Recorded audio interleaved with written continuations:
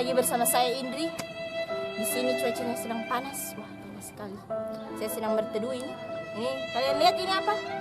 Saya juga tidak tahu ini apa. Oh ini pohon yang sangat tinggi maksudnya. Pohon yang sangat tinggi. Panas ya? Di kalian panas atau tidak?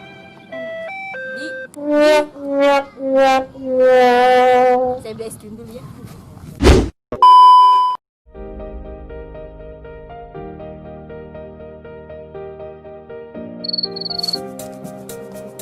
Dadah. Yang itu sudah dikat kan? Shalom Bebeset people. Welcome to AFGF Mapanget Super Science. Sebelum kita memulaikan ibadah kita, baiklah kita mengajak seluruh keluarga kita yang ada dimanapun, baik yang sedang makan tidur seperti Patrick.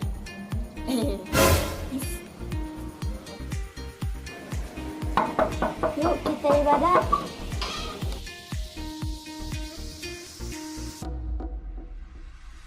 Sebelum kita beribadah, baiklah kita memakai pakaian yang rapi seperti adik kids kita ini.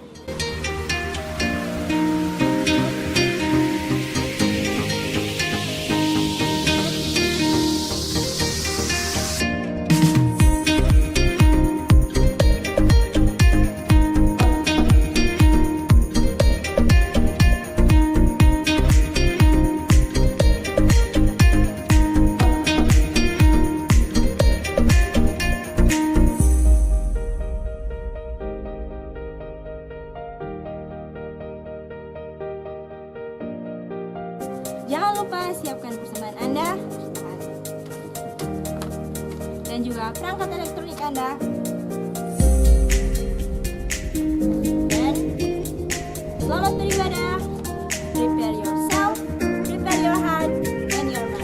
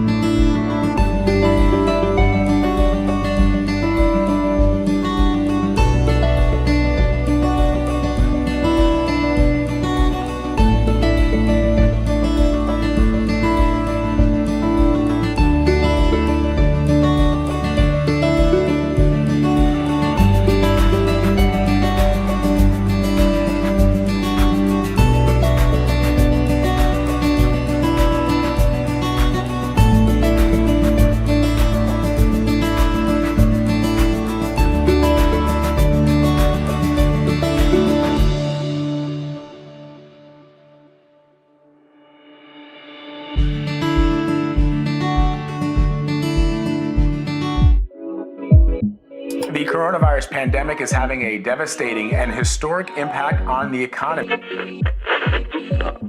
No less God within the shadow.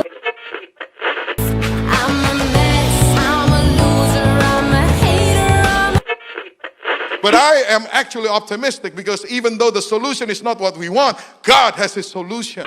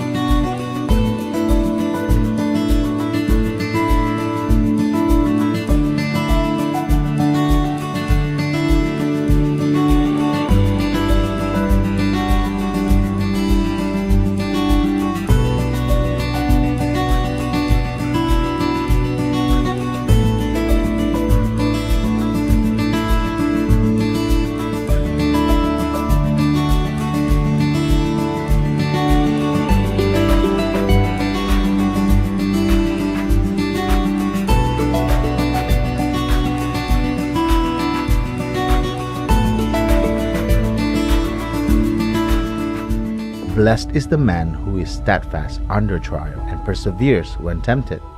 For when he has passed the test and been approved, he will receive the crown of life which the Lord has promised to those who love him. James 1 verse 12.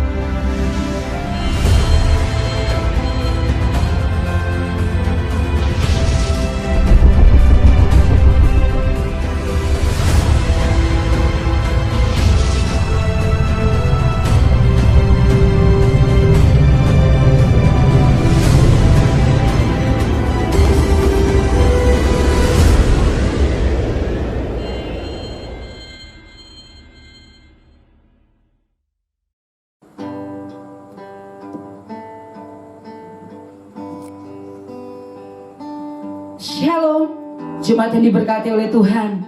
Angkat tanganmu bagi engkau yang merasa diri sudah dimenangkan oleh Kristus Yesus Tuhan kita.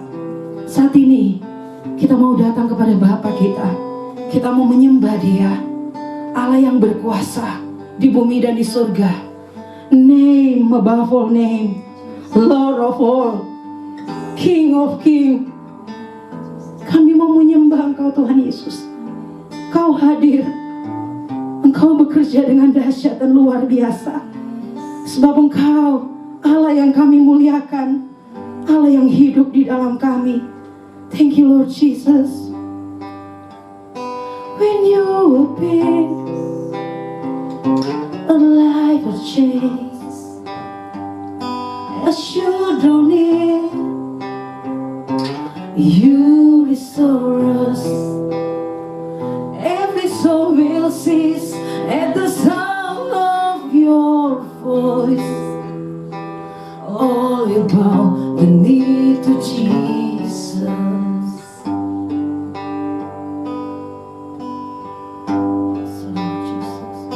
Unrivaled by unrivaled love, we give our lives in full surrender. Enemies will flee as your children will walls. No other name is higher, Lord of all.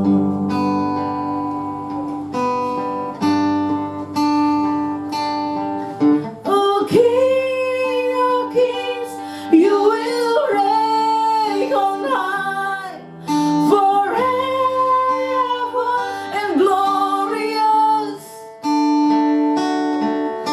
Nothing can withstand the power of your mighty name. Jesus victorious. Your love light, your love light will ever shine. The darkness tried, but couldn't hold you. Then where is your sting? For my Redeemer is risen. Yes, he's alive and unforgiven. Creation's bows around your throne. The heavens shout and sing your praises. And the gates of hell will stand. Every stronghold will fall. For no other name is higher, Lord of all.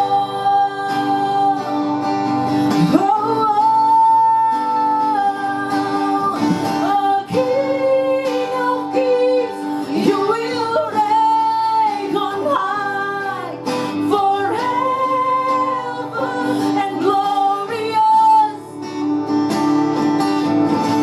Nothing can withstand the power of your mighty name. Jesus victorious, yes, amen. King of Kings, oh King of Kings, you will reign on high forever and glorious. Amen, Jesus. Nothing can withstand the power of your mighty name.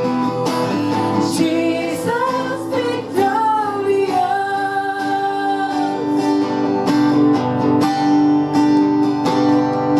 Jesus victorious. Lord of all, King of Kings. Yes, Jesus.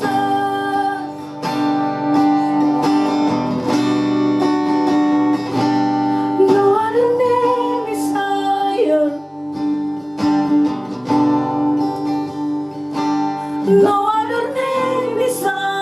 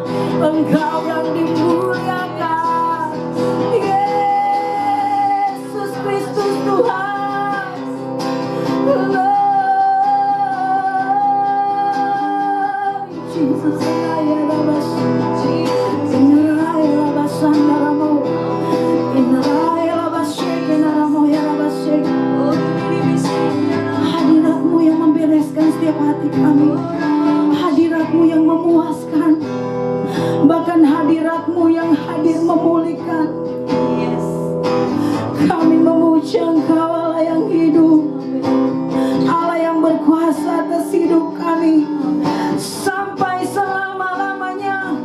Tak ada Allah lain yang kami sembah, hanya Kau Yesus Tuhan. Lord Jesus, Lord Jesus, You are the name Messiah. No other name Messiah.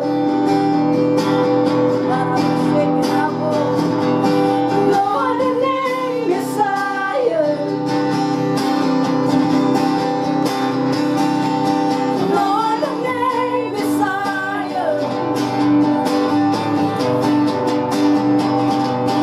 No other name Messiah.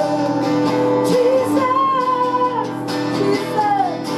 No other name Messiah. Oh, Jesus. No other name Messiah. No other name Messiah. Oh, King of Kings, You will reign on high forever and glorious. Nothing can withstand the power of Your mighty name. Jesus, victorious, victorious. King of Kings, oh King of Kings, You will reign on high forever and glorious. Nothing can withstand the power of Your mighty name. Jesus, victorious. Nothing can withstand the power of Your mighty name. Jesus, victorious. Jesus, victorious. Jesus, victorious.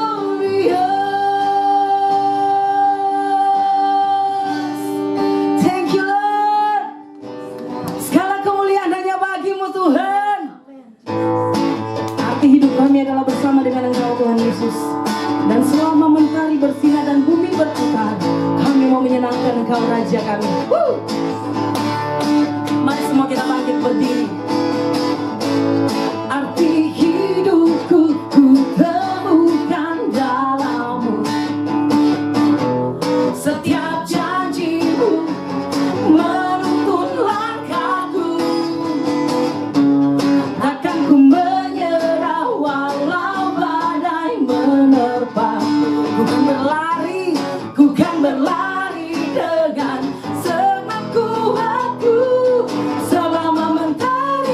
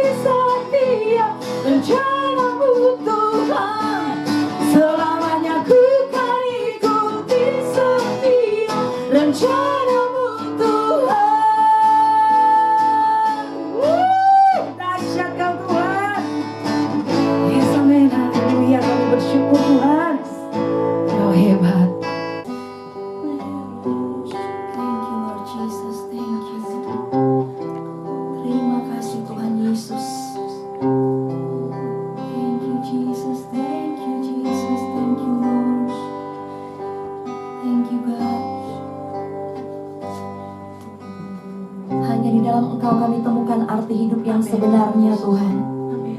Hanya di dalam Engkau saja Tuhan, tidak di dalam yang lain. Dan kami mengucap syukur karena kami punya Allah yang hebat, Allah yang luar biasa, kebenaran yang sejati hanya ada di dalam Engkau. Dan pagi hari ini ya Tuhan, Kau berbicara bagi setiap kami.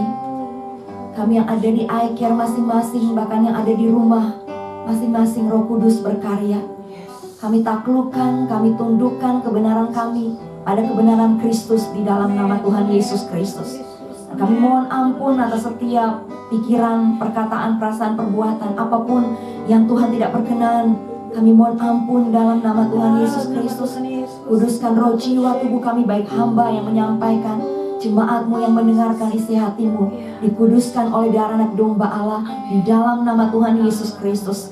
Dan setiap roh-roh jahat yang mencoba mencuri benih firman Tuhan, kami ikat, patahkan, hancurkan, tolak di dalam nama Tuhan Yesus Kristus. Segala sesuatu yang mencoba menghalangi pemberitaan firman Tuhan, kami patahkan, hancurkan di dalam nama Tuhan Yesus Kristus. Hanya roh Allah, roh kebenaran, roh Kristus yang mendominasi baik hati hamba-Mu yang menyampaikan, bahkan semua yang mendengarkan. Terima kasih Roh Kudus, terima kasih Kau ada di tengah-tengah kami. Berbicaralah ya Tuhan, terpujilah Engkau, Allah yang luar biasa, Allah yang hebat, Allah yang dahsyat, Allah yang telah kami sembah, Allah sumber kemenangan kami. Haleluya, amin. Praise Jesus. Ya, puji Tuhan. Saya percaya semua kita pagi hari ini sudah siap untuk mendengarkan kebenaran firman Tuhan. Ya, untuk apa kita beribadah jika kita tidak mempersiapkan hati kita untuk kita mendengarkan Tuhan berbicara. Hari-hari ini kita harus makin serius dengan Tuhan karena sudah banyak kita dengar, sudah sering disampaikan, tanda-tandanya semakin nyata bahwa kedatangan Tuhan sudah semakin dekat. Tapi juga jangan karena kita sudah sering dengar, kita jadi terbiasa, akhirnya kita pandang enteng, tetapi teruslah berjaga-jaga. Karena tidak ada seorang pun yang tahu kapan waktunya, hanya Bapa yang tahu, tapi kita harus terus tetap berjaga-jaga. Ya, pagi hari ini saya akan menyampaikan kebenaran firman Tuhan, masih dalam tema Wisdom Speaks. Kita masih dalam tema sampai bulan Agustus nanti di Wisdom Speaks.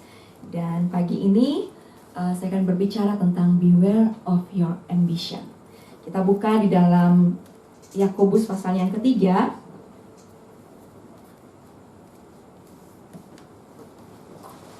Yakobus pasal yang ketiga ayat 13 sampai ayatnya yang ke-18. Yakobus 3 ayatnya yang ke-13 sampai ayatnya yang ke-18. Ya, bisa yang sudah pegang Alkitabnya yang sudah dapat, kita baca. Lembaga Alkitab Indonesia memberi judul perikop ini hikmat yang dari atas. Siapakah di antara kamu yang bijak dan berbudi? Baiklah ia dengan cara hidup yang baik menyatakan perbuatannya oleh hikmat yang lahir dari kelemah lembutan. Jika kamu menaruh perasaan iri hati dan kamu mementingkan diri sendiri, janganlah kamu memegahkan diri dan janganlah berdusta melawan kebenaran. Itu bukanlah hikmat yang datang dari atas, tetapi dari dunia, dari nafsu manusia, dari setan-setan. Sebab di mana ada iri hati dan mementingkan diri sendiri, di situ ada kekacauan dan segala macam perbuatan jahat. Tetapi hikmat yang dari atas adalah pertama-tama murni, selanjutnya pendamai, peramah, penurut, penuh belas kasihan, dan buah-buah yang baik, tidak memihak dan tidak munafik. Dan buah yang terdiri dari kebenaran ditaburkan dalam damai untuk mereka yang mengadakan damai. Ya, masih ayat firman yang sama dengan yang kita pelajari selama beberapa minggu ini. Dan minggu yang lalu semua kita sudah mendengarkan isi hati Tuhan yang disampaikan oleh pastor tentang hidup atau mati. Jadi memang hari-hari ini adalah pilihan. Makin segala sesuatu yang terjadi hari-hari ini itu makin sesuai dengan firman Tuhan. Karena di firman Tuhan juga kita disuruh pilih berkat atau kutuk, hidup atau mati. Masa-masa sekarang segala sesuatu yang terjadi itu pilihan ada di tangan kita. Yang taat, hidup. Yang tidak taat, ujung-ujungnya kebinasaan atau kematian. Tadi malam saya sempat lihat ada satu video, ada seorang yang bersaksi di mana dalam 4 hari satu keluarganya meninggal dan tinggal dia sendiri. Jadi yang pertama meninggal itu ayahnya, kemudian kakaknya, kemudian ibunya. Semua karena coronavirus, dan kakaknya yang lagi mengandung 8 bulan. Jadi ada banyak hal yang bisa terjadi, termasuk akhirnya mereka mengalami hal seperti itu. Dan seperti dikatakan bahwa hidup itu adalah pilihan. Orang-orang yang taat pada aturan, orang-orang yang mentaati peraturan-peraturan pemerintah, terlebih peraturan-peraturan Tuhan, maka yang akan didapat pastilah kehidupan. Minggu yang lalu juga sudah disampaikan kepada kita ciri-ciri bagaimana hikmat yang dari atas, hikmat yang dari Tuhan, dan bagaimana hikmat yang dari setan-setan atau yang dari dunia. Hikmat yang dari Tuhan itu tentunya bersifat godly atau bersifat rohani. Ada lemah lembut di situ, ada pendamai, peramah, belas kasihan, tidak munafik. Tapi hikmat yang dari setan itu demonik, jahat. Begitu juga hikmat yang dari dunia itu tidak ada unsur-unsur rohaninya, tapi yang ada iri hati, pementingan diri sendiri, tidak ada belas kasihan. Hasilnya adalah kekacauan, pemberontakan, dan hal-hal yang buruk lainnya. Sangat bertolak belakang, kontradiksi antara hikmat Tuhan dengan hikmat yang dari setan dan dari dunia. Dan sekali lagi, pilihan ada di dalam tangan kita. Mau ikut hikmat Tuhan atau hikmat dunia. Tidak ada abu-abu. Karena yang abu-abu pun, yang setengah-setengah pun, kata firman Tuhan, akan dimuntahkan. Jadi hari-hari ini pilihlah mau hidup atau mati. Hari-hari ini itu tergantung pada kita. Dan pada pagi hari ini kita akan belajar tentang beware of your ambition. Bahasa dari mana lagi ini? Beware of your ambition, atau waspada dan hati-hatilah dengan ambisi Anda. Bicara soal ambisi, semua orang pernah punya ambisi. Dan kita akan belajar apakah punya ambisi itu salah atau tidak. Semua orang, karena dalam diri setiap manusia itu punya ambisi. Di dalam Alkitab diceritakan ada seorang yang bernama Absalom. Dia seorang anak dari raja yang terkenal, Raja Daud, yang dikatakan Tuhan bahwa Tuhan berkenan akan Daud, akan hatinya Daud yang luar biasa. Tetapi Daud punya seorang anak namanya Absalom, dan dikatakan Alkitab Absalom ini begitu menarik ya. Alkitab katakan ada versi yang mengatakan dia tampan, bahkan tidak ada cacat dalam fisiknya. Jadi dia nyaris sempurna untuk penampilan fisik seorang pria. Tetapi dalam diri Absalom ada yang namanya ambisi. Dan ambisi ini yang membuat Absalom akhirnya menghasut rakyat. Dia mengambil hati rakyat untuk kemudian memberontak pada ayahnya Daud, karena dia menginginkan takhta kerajaan ayahnya. Akhirnya karena ambisinya ini terpecahlah kerajaan dari Daud. Bangsa Israel pun terpecah, menjadi ada kekacauan dalam keluarganya Daud. Dan pada akhirnya Absalom ini bukan hidup selamanya, tapi ending-endingnya Absalom pun mati sia-sia. Karena ambisinya yang dia tidak kontrol. Ketampanannya dan apa yang dikatakan Alkitab, dia tidak ada cacat, akhirnya semua sia-sia. Hanya karena ambisi dari seorang Absalom untuk memiliki tahta ayahnya. Ambisi yang tidak dijaga itu sangat berbahaya. Nah, tadi dikatakan salahkah kita punya ambisi? Semua orang pasti ya, tadi saya katakan punya. Ada yang ingin menjadi juara kelas, ada yang ingin memenangkan pertandingan, ada yang ingin sukses, ada yang ingin kaya, ingin berhasil. Semua orang punya keinginan itu di dalam hatinya, ada ambisi di dalam hatinya. Tapi sekali lagi kita akan belajar, karena jika kita salah dengan ambisi kita, ujung-ujungnya bisa seperti Absalom tadi, kematian bisa menjemput kita.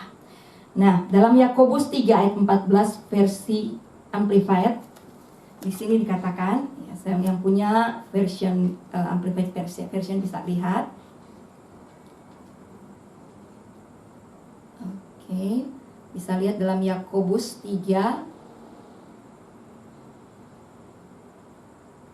Iya, Yakobus 3 ayatnya yang ke-14.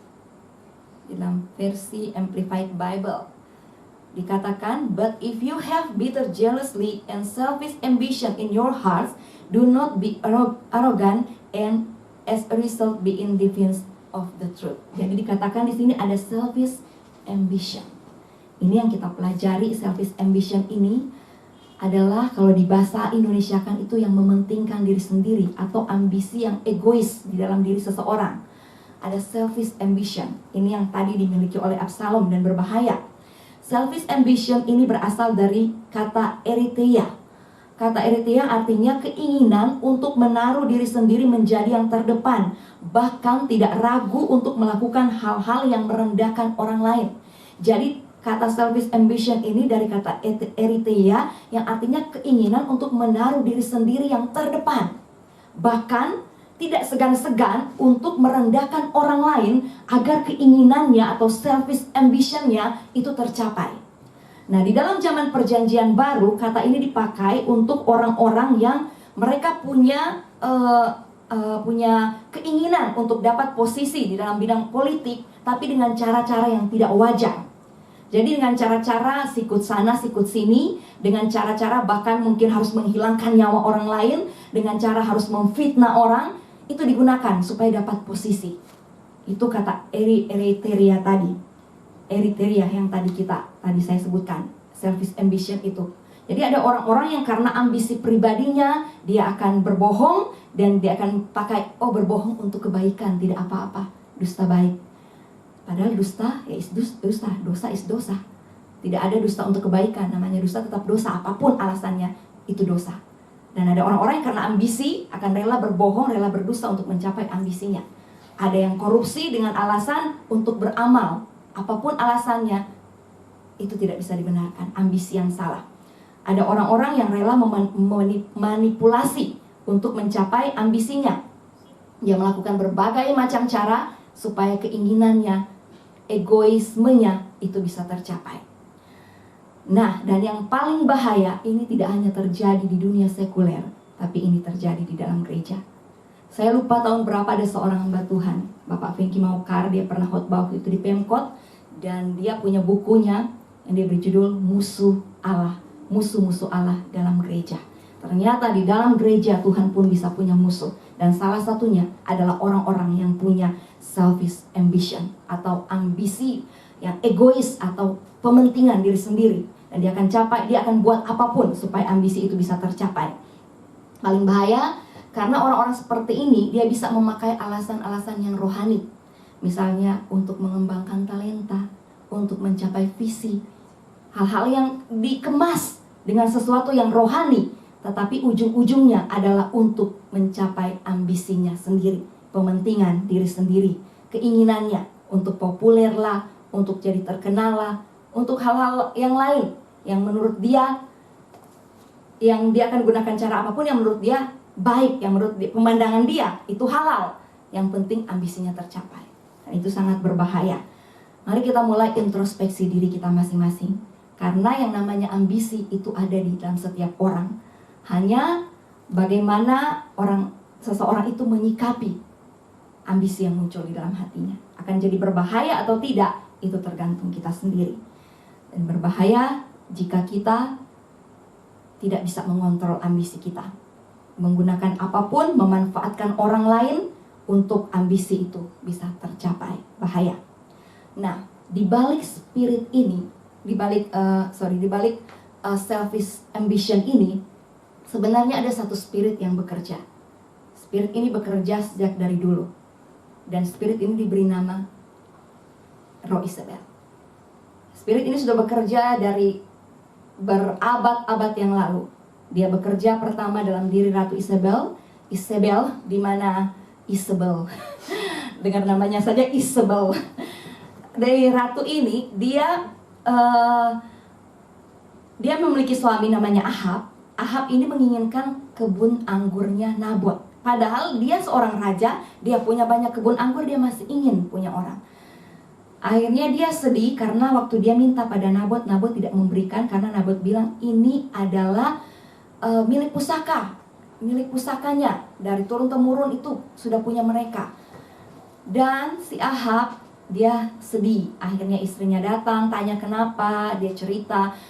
Nah, Isabel akhirnya mengumpulkan orang-orang, memfitnah Nabot, dan membunuh dia, akhirnya dilempari dengan batu supaya kebun anggurnya bisa dimiliki. Spirit ini yang ada pada Ratu Isabel itu sama dengan yang ada pada Absalom.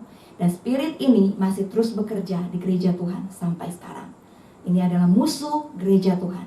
Jadi Anda suka atau tidak suka, yang namanya orang Kristen, Anda akan berperang dengan spirit ini. Dan spirit ini bisa menghinggapi siapapun. Dia bisa ada di dalam diri seorang pria, dia bisa ada di dalam diri seorang wanita. Dia bisa ada di dalam seorang yang kelihatannya ekstrovert, dia juga bisa ada dalam diri orang yang introvert. Dia bisa ada dalam diri siapa saja. Bahkan di dalam gereja, dia bisa ada dalam seorang yang dia bisa ada di WL, dia bisa ada di singers, bisa ada di pemain musik, dia bisa ada pada seorang pendoa syafaat ataupun seorang pengkhotbah. Siapa yang buka hati untuk dia tunggangi, dia akan tunggangi. Spirit ini bekerja pada orang-orang yang terluka dan tidak selesaikan lukanya. Ada pada orang-orang yang punya kepahitan dan tidak diselesaikan. Ada pada orang-orang yang punya selfish ambition. Dia paling suka waktu ada orang yang punya selfish ambition, punya ambisi pribadi, punya agenda sendiri, dan mengemas agenda itu dengan sesuatu yang rohani, mengemas agenda itu dengan memakai, oh ini visi Tuhan, oh ini talenta Tuhan yang harus dikembangkan. Bahaya. Nanti kita akan lihat sebentar bagaimana membedakan apakah kita ada selfish ambition atau tidak. Jadi sangat bahaya. Dan spirit ini, dia akan melakukan apapun termasuk melanggar prinsip-prinsip kebenaran firman Tuhan untuk mencapai keinginannya. Jadi firman Tuhan pun dilanggar. Ini berbahaya. Dan di mana ada selfish ambition yang ditunggangi oleh Isabel, di situ ada segala macam kekacauan, pemberontakan, dan segala macam perbuatan jahat. Dan yang ditunggangi spirit ini tidak segan-segan untuk dia akan membuat kubu untuk bisa membuat kehancuran di dalam gereja. Spirit ini paling menentang yang namanya pelayanan profetik. Dan dia akan berusaha, dia akan melakukan segala macam cara, termasuk mengkudeta otoritas pun dia bisa lakukan supaya keinginannya tercapai. Jadi ayo kita mulai introspeksi diri kita, mulai lihat diri kita masing-masing. Jangan sampai ada ambisi-ambisi pribadi di dalam kita, itu yang tadinya sebenarnya Tuhan titip sesuatu yang baik, tapi kemudian berubah menjadi selfish ambition, menjadi pementingan diri sendiri, melakukan cara apapun supaya keinginan kita tercapai. Jika Anda mulai dari ingin membeli baju atau sesuatu, dan untuk mencapai hal itu Anda mulai menghalalkan cara-cara yang sebenarnya tidak bisa, itu harus waspada. Karena spirit ini dia tidak langsung tiba-tiba dia sudah kudeta otoritasnya, tiba-tiba dia sudah memberontak terhadap otoritasnya di gereja atau tempat kerja. Itu mulai dari hal-hal kecil. Dari dalam rumah, ketika yang istri, Anda mulai pada suami Anda mulai mengontrol, mulai melawan, mulai membantah, mulai melakukan cara apapun untuk mencapai keinginan Anda, termasuk melawan kalau dalam di rumah tangga itu suami sebagai otoritas. Waspada, cek lagi, jangan-jangan ada selfish ambition yang ditunggangi Isabel dalam diri Anda. Saya katakan spirit ini jahat. Saya punya pengalaman pribadi, saya tidak bisa cerita di sini karena nanti terlalu panjang. Tapi yang saya bisa katakan, waspada dengan spirit seperti ini. Dia sangat menghancurkan. Dan kalau kita kena dengan sengatnya, Anda akan bayar harganya mahal. Sesuatu yang Tuhan sudah berikan kepada Anda, kemudian itu dicuri oleh spirit itu, Anda akan meraihnya itu susah. Sangat berjuang untuk bisa meraih kembali apa yang Tuhan percayakan. Jadi sebelum terjerat, ayo mulai kita cek, introspeksi diri, dan harus mau untuk memberi diri ditegur. Harus mau memberi diri dikoreksi. Karena salah satu ciri jika kita mulai terpengaruh, kita mulai terkena dengan sihir spirit ini adalah kita tidak mau ditegur. Kita tidak mau ketika kebenaran disampaikan, kita akan mulai seperti cacing kepanasan. Kita akan mulai ada segala macam cara untuk membenarkan diri. Kita akan mulai melihat sisi-sisi yang sebenarnya tidak begitu, sebenarnya begini, dan berbagai macam alasan akan kita buat. Kenapa saya bisa katakan? Karena saya pernah ada di dalam kondisi seperti itu. Dan itu betul-betul, kalau kita di kondisi seperti itu betul-betul sudah ditipu oleh roh jahat. Mari mulai introspeksi diri, waspada dengan selfish ambition, waspada dengan spirit Isabel ini yang memanfaatkan ambisi dalam diri seseorang. Tadi katakan, apakah salah memiliki ambisi? Ambisi yang kita miliki, kalau diresponi dengan benar, itu tidak akan menjadi sesuatu yang salah. Cara kita meresponinya lah yang akan menentukan apakah itu baik atau tidak, ambisi yang ada dalam kita. Nah, jika tidak diresponi, itu berbahaya. Tidak diresponi dengan benar, itu menjadi berbahaya. Yang tadi dikatakan bahwa selfish ambition itu sangat kontras dengan hikmat yang dari atas. Hikmat yang dari atas itu sangat berbeda dengan selfish ambition. Hikmat yang dari atas seperti apa? Yang pertama, murni. Hikmat yang dari atas itu murni, bahasa aslinya hagnos. Artinya bersih dari motivasi yang egois, bersih dari kedagingan, bersih dari kesalahan, suci, tidak bernoda. Jadi hikmat yang dari atas itu atau bahasa aslinya hagnos adalah murni. Ini berlawanan dengan selfish ambition. Karena orang kalau dia sudah punya selfish ambition, dia sulit untuk murni. Dia sulit untuk murni. Orang motivasinya akan jadi tidak murni waktu punya selfish ambition. Segala macam cara akan dihalalkan. Tapi kalau orang itu dia punya hikmat yang dari atas, maka dia akan menjadi murni. Segala sesuatu dikerjakan untuk Tuhan. Kemudian yang kedua, pendamai. Bahasa aslinya eirinekos. Membawa kedamaian, cinta damai. Membangun hubungan yang benar antara sesama dengan Tuhan. Nah, ini berlawanan dengan selfish ambition. Karena selfish ambition itu merusak hubungan antara manusia dengan membuat yang satu lebih superior dari yang lain dengan cara memecah belah. Sangat berlawanan. Kalau orang punya hikmat yang dari atas, dia itu akan membawa damai. Dia cinta damai. Di mana dia ada, di situ ada kedamaian. Bukan sebaliknya, ada perpecahan. Orang yang punya selfish ambition, di mana dia hadir, di situ akan ada perpecahan. Di situ akan pasti ada kekacauan. Di situ akan ada pemberontakan. Kehadirannya, mau dia di dalam gereja, mau dia di luar gereja, ujung-ujungnya Anda akan dengar akan ada perpecahan.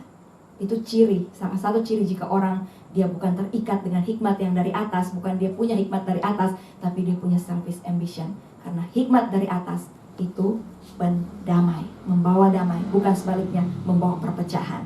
Kemudian yang ketiga, hikmat yang dari atas adalah peramah atau epeikes. Dalam bahasa asli yang berarti fair, atau seseorang yang mau mengalah dan tidak menuntut haknya. Jadi orang yang peramah dalam bahasa asli fair, dia mau mengalah dan tidak menuntut haknya. Jadi orang yang punya hikmat dari atas, dia tidak akan menuntut haknya, dia akan bersikap ramah, berbeda dengan selfish ambition. Orang yang punya selfish ambition, dia akan berusaha tuntut haknya, tapi dia tidak mau melakukan apa yang jadi bagiannya. Orang yang punya selfish ambition itu banyak menuntut, tetapi untuk dia melakukan sesuatu dengan tulus itu sulit. Itu ciri-cirinya. Kemudian penurut atau eupeites, yaitu seseorang yang siap untuk taat ketika Tuhan berbicara padanya. Nah, orang yang siap untuk taat ketika orang berbicara padanya, ini penurut, ciri hikmat yang dari atas. Berbeda, sekali lagi berbeda dengan selfish ambition. Nah, apakah kalau kita bisa cek, apakah kita siap untuk taat bila Tuhan mengatakan bahwa cara yang kita gunakan keliru? Apakah kita siap jika Tuhan katakan batalkan ambisimu? Ini cara kita menguji salah satu ini. Karena orang yang punya hikmat yang dari atas, dia itu penurut. Dia akan taat apapun yang Tuhan bilang, walaupun akhirnya dia tidak mencapai apa yang diinginkannya, karena Tuhan bilang no, bukan yang itu, bukan yang B, tetapi yang A, bukan yang C, tetapi yang D. Dia akan ikut maunya Tuhan. Dia akan taat. Tapi orang yang punya selfish ambition, dia akan lawan termasuk Tuhan. Bahkan dia sendiri mungkin tadinya tidak sadar sudah melawan Tuhan. Lama-lama bagi dia biasa mendengar suara Tuhan untuk diabaikan. Ketika Tuhan suruh stop, dia jalan terus, dia langgar terus. Itu ciri-ciri orang punya selfish ambition. Tapi orang yang punya hikmat yang dari atas, dia akan taat. Waktu Tuhan bilang stop, dia akan stop, dia akan berhenti. Itu bahaya. Jadi kita harus bisa hari-hari membedakan. Saya tidak bisa cerita banyak, tapi waktu saya sempat mengalami terjerat dengan hal ini, saya menyokong orang yang punya ambisi, karena ternyata dalam diri saya punya ambisi saya sendiri. Akhirnya karena itu bukan ambisi dari Tuhan, jadi waktu Tuhan sudah mulai berbicara stop, Tuhan bicara tidak bisa seperti itu, dilanggar, diterobos. Itu bahaya.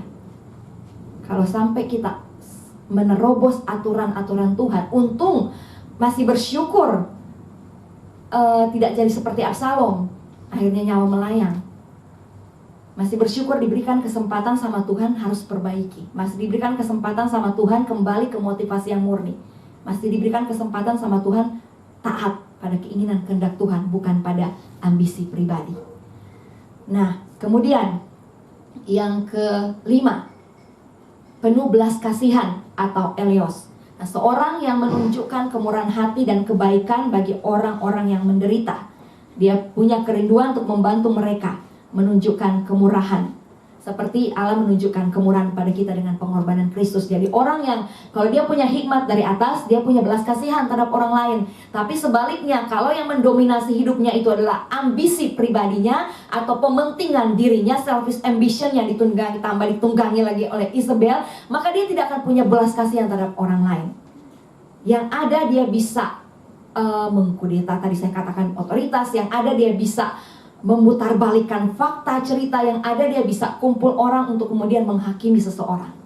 Tidak ada belas kasihan. Itu yang bisa terjadi jika seorang punya selfish ambition, jika seorang punya ambisi pribadi. Dia tidak punya belas kasihan karena yang dia pikirkan hanya ambisinya, karena yang dia pikirkan hanya apa yang dia mau capai, keinginannya, popularitas lah, apalah ketenaran dan lain sebagainya. Dia tidak akan pusing lagi dengan orang lain. Yang dia pentingkan hanya ambisinya sendiri. Padahal hikmat yang dari atas adalah penuh belas kasihan. Kemudian yang keenam, tidak munafik atau anupokritos. Tidak munafik tetapi tulus. Maksudnya tulus, tidak ada yang ditutup-tutupi, tidak ada pencitraan, atau dia mengatakan apa yang sebenarnya. Dia tidak ada hanya untuk untuk dapat keuntungan, tidak bermuka dua. Jadi orang yang punya hikmat yang dari atas, dia tidak munafik. Dia apa adanya, tidak ada pencitraan. Dia tidak akan berusaha untuk menutupi sesuatu. Dia bersikap apa adanya di hadapan Tuhan, di hadapan manusia. Seperti yang dikatakan di Mazmur bahwa tidak berjiwa penipu. Dia jujur, punya jiwa yang terbuka. Seperti Daud. Daud punya jiwa apa adanya di hadapan Tuhan. Karena Daud tidak punya selfish ambition. Daud tidak punya agenda pribadinya. Daud tidak punya kepentingan sendiri. Tapi yang ada padanya adalah hanya tentang Tuhan. Sehingga Tuhan katakan, the man after my own heart. Itulah Daud. Seorang yang luar biasa, yang punya hati yang tulus. Dan hikmat yang dari atas itu tulus, tidak munafik. Sebaliknya dengan selfish ambition. Orang akan menjadi bermuka dua, bahkan berpribadi ganda kalau dia ada selfish ambition. Dia bisa di belakang Anda lain, di depan Anda lain. Dia akan bisa memutarbalikkan fakta dari A bisa jadi Z jika seorang punya selfish ambition. Jadi harus waspada dengan ini. Saya bersyukur karena dari headquarter bisa menangkap menangkap pewahyuan yang dari Tuhan. Karena firman ini dari headquarter. Dan saya yakin bahwa waktu materi ini disusun oleh tim yang menyusun untuk membuat khotbah-khotbah di sepanjang tahun ini, Greater Blessing ini, mereka pasti tidak tahu apa yang akan terjadi di akhir-akhir ini. Mereka pasti belum tahu bahwa akan ada coronavirus. Mereka pasti akan belum tahu bahwa ini akan ada peperangan-peperangan rohani yang dialami oleh gereja Tuhan. Tapi Tuhan sudah berikan firman ini. Karena hari-hari ini yang sedang terjadi. Gereja Tuhan sedang mengalami yang namanya peperangan rohani. Termasuk memerangi ini, selfish ambition. Termasuk memerangi ini, roh Isabel. Yang coba-coba merongrong gereja Tuhan di akhir zaman. Jadi bersyukur. Karena orang-orang yang menyusun khotbah ini, mereka tentu dapat dari Tuhan. Ini bukan khotbah yang dibuat-buat dengan keadaan sekarang. Oh, khotbah Jo begini. Tidak. Tapi ini memang dari headquarter. Dan ternyata hari-hari ini kita gereja Tuhan sedang dalam peperangan rohani. Termasuk memerangi spirit selfish ambition yang menunggangi. Yang mencoba untuk meneror gereja Tuhan. Menunggangi orang-orang yang kalau tidak waspada, itu akan bisa menjadi bahaya, fatal akibatnya. Nah, kemudian kita belajar. Tadi ada pertanyaan pertama, apakah salah memilih selfish ambition? Saya katakan tidak salah jika kita punya respon yang benar, meresponi dengan benar. Kemudian, apakah ambisi itu baik? Ambisi itu akan baik jika kita punya ambisi ilahi. Ambisi ilahi. Nah, contoh Paulus adalah orang yang punya ambisi ilahi. Paulus dia pergi ke berbagai negara dan dia menulis banyak surat-surat. Bahkan 2/3 dari kitab Perjanjian Baru itu Paulus yang tulis. Dia bekerja keras untuk mencapai ambisinya. Nah, ternyata Paulus punya ambisi, Bapak Ibu Saudara. Dia punya ambisi, tetapi dia bukan selfish ambition. Ambisinya adalah ambisi ilahi. Nah, jadi tidak salah punya ambisi jika itu ambisi ilahi. Paulus punya ambisi ilahi di dalam 2 Korintus 5 ayat 9. Tetapi saya akan lihat dalam versi yang lain. 2 Korintus 5 ayat yang ke-9.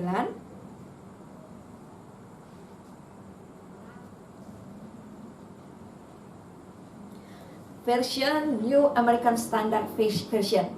New American Standard Version dalam 2 Korintus 5 ayat yang ke-9 bilang begini. Therefore we also have as our ambition, whether at home or absent, to be pleasing to Him. Jadi ternyata Paulus pun punya ambisi, dikatakan di sini we have our ambition, tapi ambitionnya itu apa? Di akhir sini katakan to be pleasing to Him. Ambisi ilahinya Paulus adalah untuk menyenangkan hati Tuhan. Bagaimana dia menyenangkan hati Tuhan? Dia menyenangkan hati Tuhan dengan dia memberitakan Injil, dengan dia pergi ke negara-negara, dengan ambisinya adalah Injil harus diberitakan ke seluruh bumi. Injil harus didengar banyak orang oleh orang-orang yang belum pernah mendengar Injil. Sekalipun dia harus masuk penjara, sekalipun dia harus mengalami berbagai penderitaan, tapi penderitaan karena Kristus dia rela alami, asalkan ambisinya untuk Injil diberitakan itu tercapai, asalkan hati Tuhan disenangkan. Itu ambisi yang ilahi, hati Tuhan disenangkan. Sangat berbeda dengan selfish ambition. Kalau selfish ambition itu yang mau disenangkan itu diri kita sendiri. Itu untuk kepentingan diri, untuk kesenangan diri. Tetapi kalau ambisi yang ilahi, itu motivasinya adalah untuk kesenangan Tuhan saja. Asal Tuhan disenangkan. Saya harus bayar harga, walaupun saya harus mematikan kedagingan, walaupun ada keinginan-keinginan saya yang tidak tercapai, ada kerinduan-kerinduan saya yang tidak tercapai, tidak apa-apa. Yang penting keinginan Tuhan, yang penting Tuhan disenangkan. Itu ambisi yang benar, itu ambisi ilahi. Sangat bertolak belakang dengan yang namanya selfish ambition. Jadi yang pertama, ambisi Paulus adalah untuk menyenangkan hati Tuhan. Kemudian yang kedua, untuk menyebarkan Injil, di mana Injil belum pernah terdengar. Itu keinginan Paulus. Di dalam Roma 15 ayatnya yang ke-20, dalam version New International Version, dikatakan, "It has always been my ambition to preach the gospel where Christ was not known, so that I will not be building on someone else's foundation." Jadi dia katakan itu selalu menjadi ambisinya untuk dia menyebarkan Injil, di mana Injil itu belum diberitakan, di mana Kristus belum dikenal. Dan dia tidak mau membangun dasar di mana orang lain sudah letakkan, tapi dia mau membangun di mana belum ada dasar. Itu Paulus, dia punya ambisi ilahi bahwa Injil harus diberitakan bahkan di tempat-tempat di mana Injil belum disampaikan. Yang membedakan antara ambisi ilahi dengan selfish ambition adalah apakah itu menyenangkan hati Tuhan atau tidak. Apakah yang kita lakukan itu tujuannya untuk memuliakan Tuhan atau bukan. Apakah yang kita lakukan itu tujuannya untuk diri sendiri atau bukan. Kita periksa diri kita. Apakah selama ini segala sesuatu yang kita lakukan termasuk melayani Tuhan, termasuk kita kelihatannya pontang-panting, kelihatannya sibuk sana sibuk sini, kelihatannya doa berjam-jam. Apakah kita lakukan itu betul-betul untuk kesenangan Tuhan atau untuk kesenangan kita? Apakah betul-betul kita lakukan semua itu untuk hanya mendapat pengakuan manusia atau untuk pengakuan Tuhan? Karena ada hal yang kelihatannya rohani yang kita lakukan, tetapi sebenarnya di balik itu ada keinginan untuk mendapat pengakuan manusia. Dan itu beda-beda tipis. Itu kalau Roh Kudus tidak buka, kalau Roh Kudus tidak singkapkan, dan ada proses-proses yang harus kita alami, proses-proses yang Tuhan luaskan kita alami, itu untuk supaya membuka sebenarnya posisi kita ada di mana. Ada proses-proses yang memang Tuhan luaskan untuk mengorek hati kita, untuk melihat waktu kita dikorek, waktu kita disinggung dalam hal-hal itu yang sensitif buat kita, Tuhan melihat apakah selama ini yang kita lakukan itu untuk dapat cari pengakuan manusia atau murni untuk dapat pengakuan Tuhan. Dan kalau kita bereaksinya salah, di situ akan kelihatan sebenarnya selama ini kita melayani siapa? Melayani diri sendiri, melayani untuk dapat pengakuan manusia, atau untuk melayani Tuhan. Ketika sesuatu di dalam diri kita dibongkar oleh Tuhan, kita diproses oleh Tuhan, dan kemudian yang muncul adalah heart of worship tetap ada. Yang muncul adalah tetap rendahkan hati. Yang muncul bukan pembenaran diri. Yang muncul tetap fokusnya Tuhan. Di situ Tuhan lihat kita murni. Tapi kita ini masih di dunia, Bapak Ibu Saudara, termasuk saya. Belum ada yang sempurna. Dan pasti waktu sesuatu dibongkar oleh Tuhan dalam diri kita, akan ada reaksi-reaksi di situ. Akan ada hal-hal yang akhirnya itu kelihatan, oh ini masih selfish ambition, ini masih untuk pencitraan, ini masih untuk dapat pengakuan manusia. Itu tetap akan kelihatan. Tetapi bersyukur juga, karena Tuhan beri kesempatan bagi kita untuk kita perbaiki semuanya. Ketika masih dikatakan, ada hari ini, jangan keraskan hatimu seperti bangsa Israel waktu itu mengeraskan hati. Ketika masih dikatakan ada hari ini, ada kesempatan untuk kita berubah dan kita bertobat. Jadi mari mulai introspeksi diri kita, mulai cek kembali status-status medsos. Ya, saya sempat catat di sini, cek kembali status-status medsos kita. Jangan kemas dengan hal-hal rohani, padahal dibalik semua itu untuk pencitraan dan mencari pengakuan manusia. Belajar jujur pada diri sendiri, belajar jujur pada Tuhan, belajar apa adanya. Dengan demikian, maka selfish ambition kita akan makin mati, dan Yesus yang akan makin bertambah-tambah besar di dalam kita. Jadi bersyukurlah ketika Tuhan membentuk kita, ketika Tuhan menegur kita, ketika Tuhan berfirman pada kita, itu Tuhan baik. Karena Tuhan mau sekali lagi kita makin dimurnikan, makin segambar, serupa dengan Tuhan. Jadi sekali lagi waspada dengan ambisi kita. Punya ambisi tidak salah selama kita punya respon yang benar dengan ambisi yang Tuhan taruh di dalam hati kita. Amin.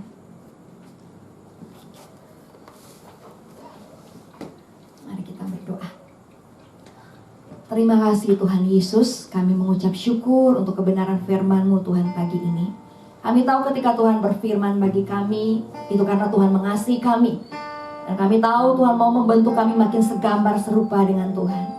Dan biarlah Roh Kudus setiap ambisi-ambisi pribadi kami, setiap selfish ambition kami, pementingan diri sendiri kami mau matikan itu dalam nama Yesus. Roh Kudus yang menyelidiki hati kami bisa menilai diri kami masing-masing dengan firman yang sudah disampaikan. Apakah betul-betul kami punya ambisi ilahi? Apakah selama ini kami melayani untuk menyenangkan hati Tuhan, untuk dapat pengakuan Tuhan? Ataukah hanya untuk pencitraan dan mencari pengakuan manusia? Ataukah hanya untuk mencapai ambisi-ambisi pribadi kami? Roh Kudus, Engkau paling tahu sampai kedalaman hati kami. Roh Kudus, Engkau tahu dan tidak ada yang tersembunyi di hadapan-Mu. Dan kami pun Tuhan mau bersikap adanya. Kami mau seperti Daud. Kami tidak mau berjiwa penipu, tapi kami mau seperti Daud, terbuka apa adanya di hadapan Tuhan, mengakui kekurangan kami. Karena memang belum ada seorang pun yang sempurna Tuhan. Belum ada, semua kami masih menuju kesempurnaan. Kami semua masih sementara diproses, dibentuk untuk kami menjadi segambar serupa dengan Kristus. Dan biarlah Tuhan, kami punya penyerahan total kepada Tuhan. Ketika kami dibentuk, kami berserah penuh kepada Tuhan. Biar Tuhan bebas membentuk kami, mengangkat segala sesuatu yang bukan dari Tuhan dalam diri kami, termasuk selfish ambition dalam nama Yesus. Dan kami berdoa juga, kami menolak setiap spirit Jezebel Tuhan yang menunggangi orang-orang yang punya selfish ambition, dipatahkan dalam nama Tuhan Yesus Kristus. Dalam nama Tuhan Yesus Kristus. Biar kuasa kebenaran Kristus yang mendominasi setiap kami. Kuasa kebenaran Kristus yang mencengkram kami, sehingga kami terlepas dari segala sesuatu yang jahat dan kami terikat hanya dengan Tuhan. Terima kasih banyak untuk kebenaran firman-Mu Tuhan. Terima kasih banyak, kami sangat bersyukur. Dan Tuhan, sebagai ucapan syukur kami juga, kami sebentar akan memberikan persembahan. Ya Tuhan, apa yang kami persembahkan dari hati kami yang mengasihi Tuhan, yang memberikan persembahan syukur, persembahan khusus, yang mengembalikan milik Tuhan. Apapun yang kami bawa di hadapan Tuhan saat ini, biarlah semuanya untuk hormat kemuliaan nama Tuhan saja.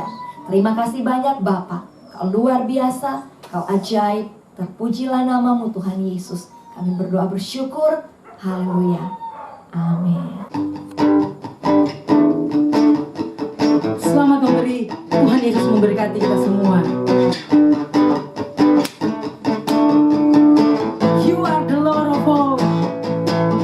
You are the Lord of all, God of my life, so take control. To you I give my all, for I am yours and you are mine. You are the Lord of all, God of my life, so take control. To you I give my all, for I am yours and you are mine. To you I give my all, for I am yours and you are mine. To you I give my all, for I am yours and you are mine. Thank you Lord Jesus. Engkau layak dipuji disembah, sebab Engkau yang bertahta dengan pujian kami Tuhan. Layak dipuji disembah, Kaulah yang bertahta dulu, sekarang dan selamanya. Raja atas segala raja, nama-Mu besar dan mulia.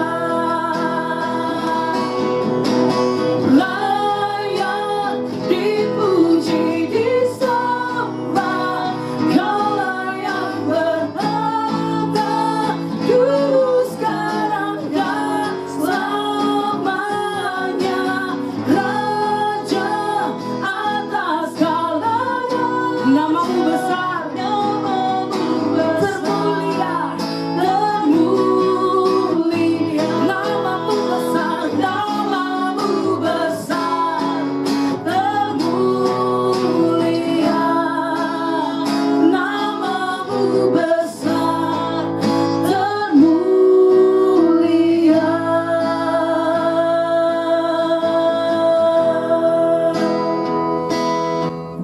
Shalom, kita sudah ada di akhir dari pertemuan ibadah Super Sunday. Tarik napas dulu, kita rami baik-baik firman Tuhan, akan membuat manusia roh kita makin kuat dan makin segambar serupa dengan Tuhan, dan hikmat-Nya memenuhi kita. Dan saat ini waktu yang tepat untuk Anda menerima berkat Tuhan. Mari kita sama-sama buka hati kita dan angkat tangan. Semua kita berdiri di hadapan-Nya, terima berkat dengan sukacita iman. Tuhan memberkati engkau dan melindungi engkau. Tuhan menyinari engkau dengan wajah-Nya yang kudus dan memberi engkau kasih karunia. Tuhan menghadapkan wajah-Nya kepadamu dan memberi engkau damai sejahtera yang melampaui segala akal dan persoalan. Terimalah berkat di dalam nama Bapa, Putra, dan Roh Kudus, dan hiduplah dengan hikmat Kristus. Haleluya. Amin. Tuhan Yesus memberkati kita semua. Haleluya. Ya, happy wedding anniversary bagi keluarga Wawurlangi. Tuhan Yesus memberkati dan happy blessed Sunday for you all. God bless you.